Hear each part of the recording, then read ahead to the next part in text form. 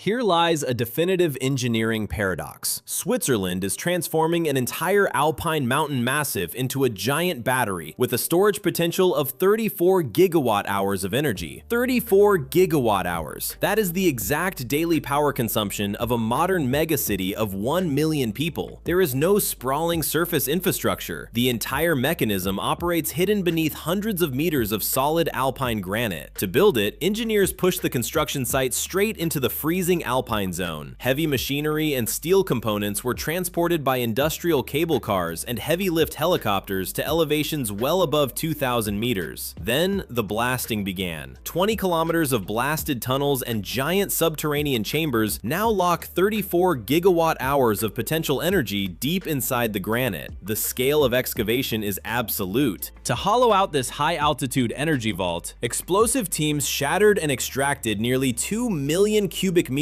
of solid rock. To make this solid massif hold 34 gigawatt hours of power, engineers had to create a massive internal void. They carved a working elevation drop of 630 meters directly through the granite. Backed by a $2.3 billion investment, a European engineering coalition spent nearly a decade building a gravity-driven engine inside the rock. The physical mechanism is brutal. The working gap between the high-altitude Lake Mutsi and the lower Limern Reservoir spans exactly 630 meters. That is nearly 2 Empire State Buildings stacked end to end. The entire drop remains completely hidden underground. When the grid demands power, operators open the heavy intake valves. Water plunges from Lake Mutsi. It falls straight down the vertical pressure shafts. Colossal hydrodynamic pressure builds instantly. Deep inside the mountain, the solid rock vibrates as thousands of tons of descending water slam directly into the heavy turbine blades. Gravity transforms potential energy into pure kinetic force. But this system works in reverse. When the grid generates excess power, these same turbines physically flip their function. They act as giant mechanical pumps, driving the water all the way back up the mountain to the upper lake. Despite the immense friction and the punishing vertical climb, the reversible pump turbines maintain a total cycle efficiency of 75 to 80%, almost zero waste. At the exact moment of a supply deficit, the system unleashes its payload. The spinning generators convert the violent rush of falling water into an instantaneous surge of high voltage electricity, shooting critical power reserves directly into the European network right as peak demand strikes.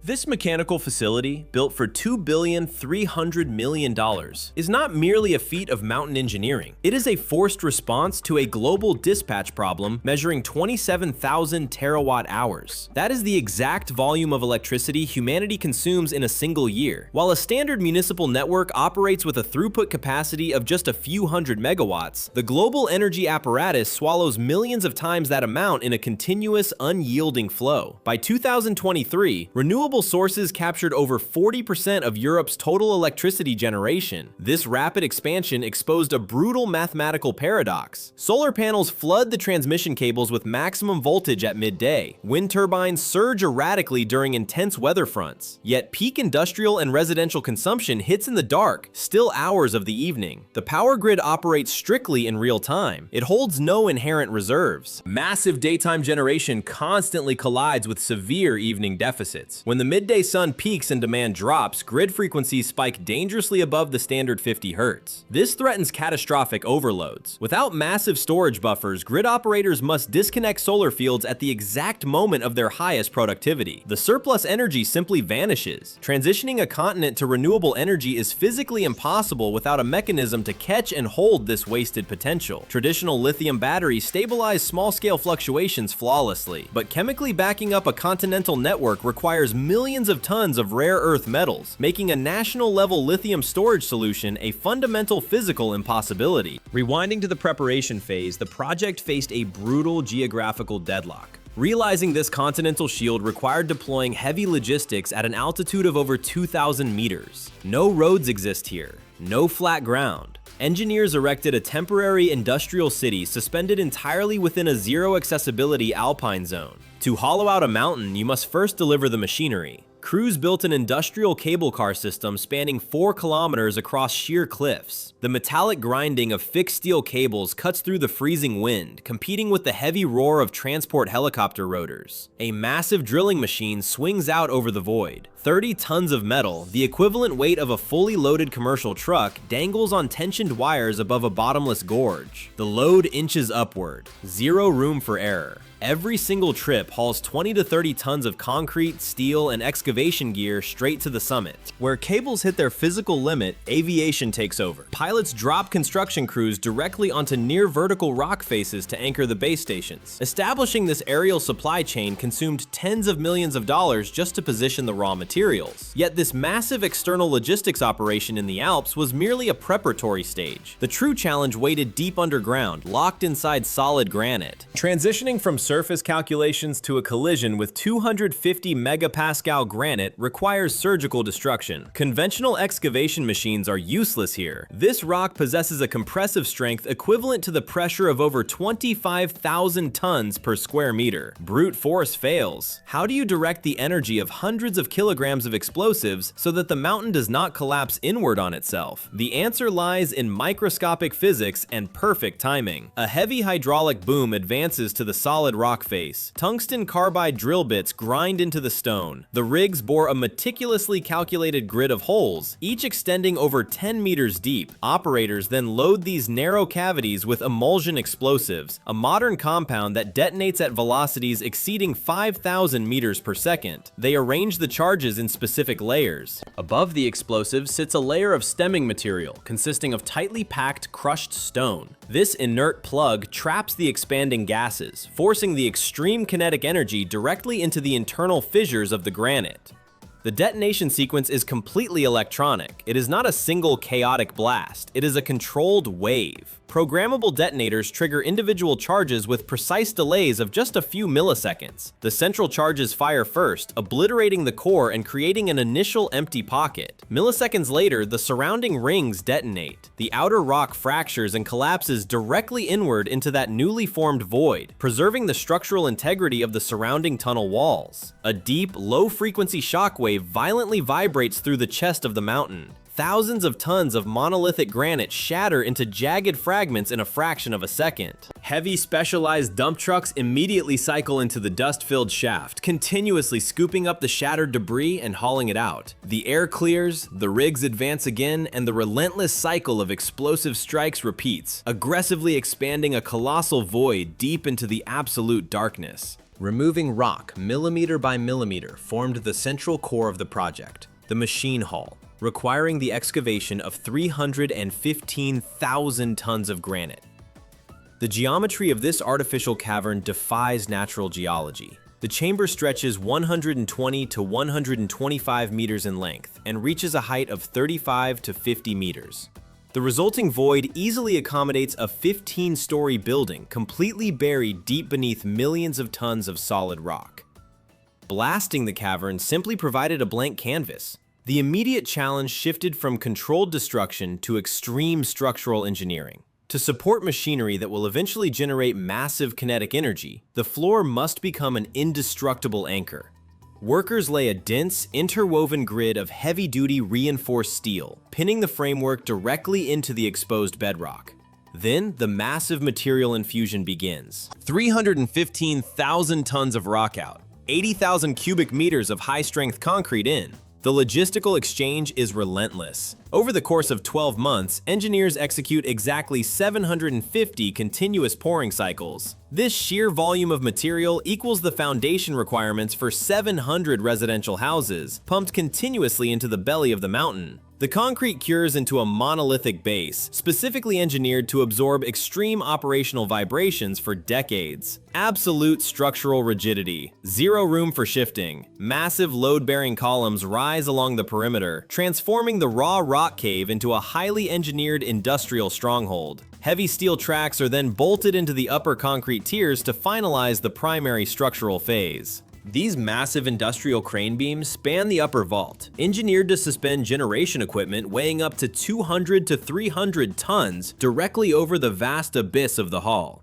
The excavation of the central cavern leaves a colossal void, but a void alone generates no power. To ensure the operation of this cyclopean hall, the laying of a 20-kilometer circulatory system was required. This sprawling labyrinth rivals the infrastructure of an entire underground city, engineered to withstand the crushing forces of deep geology. Heavy diesel trucks roar through main passageways reaching 8 to 10 meters in diameter. The low-frequency hum of their engines echoes off the curved walls, creating a relentless vibration in the enclosed concrete arteries. Above the passing vehicles, a dense overhead network of high-voltage cables and high-pressure water pipelines clings to the vault. Every available inch routes vital fluids and data toward the central machines. Millions of tons of surrounding rock constantly push inward. The mountain seeks to crush the anomaly. Geological stress forces reach tens of megapascals in the deepest sections. This extreme pressure equates to the mass of roughly 10 heavy military tanks pressing down on a single square meter of the tunnel wall. To prevent a catastrophic collapse, engineers deploy uncompromising material resistance. Thousands of heavy steel rock anchors are driven deep into the granite, pre-tensioned to bind the fractured strata together. A thick structural shell of reinforced concrete permanently seals the excavated surfaces. The steel bites deeply into the living stone. The rigid concrete locks the geometry. Outside this reinforced boundary, the sheer Alpine massif remains absolutely motionless. Inside, the engineered network pulses relentlessly. Torrents of water, raw electrical energy, and continuous streams of digital telemetry course through the layout without interruption. These precise passages ultimately form a closed circuit of resource exchange, operating completely unseen beneath hundreds of meters of solid stone.